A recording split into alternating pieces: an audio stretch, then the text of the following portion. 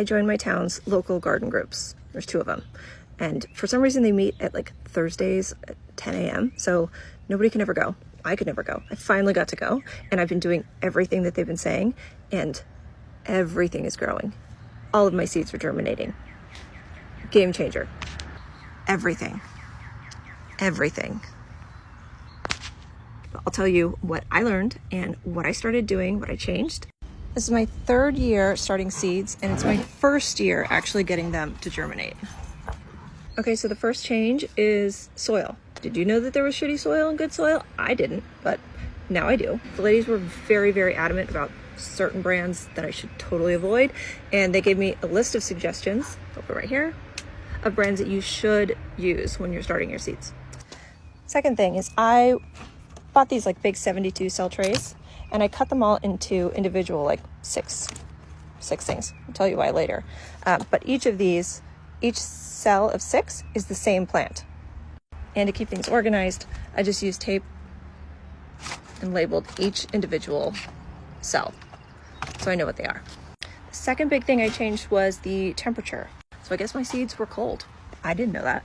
And you know, I've seen people talk about using heat mats, but I don't want to have to go buy a shit ton of heat mats because I have a shit ton of trays of seeds. So apparently most seeds prefer to sprout or germinate after the soil has reached 55 degrees, which is why everything in your garden seems to like come up at the exact same time. This year, I kept my seeds in a regular cold part of the basement, and when I was ready to start planting them, I moved the entire rack into the room with the boiler, because the boiler is running to keep the house warm, so it naturally keeps that room warmer.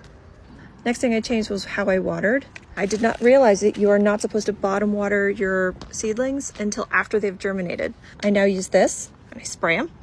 The seeds aren't going to like dislodge and kind of, you know, wash away. And once they germinate, then you can start putting water down into the bottom, which will help them grow stronger roots or deeper roots. And the last thing is adding this like plastic sheet. So I've seen people talk about humidity domes, but again, I don't want to buy more things. I just used a sheet of plastic wrap, and after I spray it with their water, cover it up. You see how it creates like humidity in there? As soon as things start to germinate, you are supposed to remove the humidity dome because I guess the plants can mold.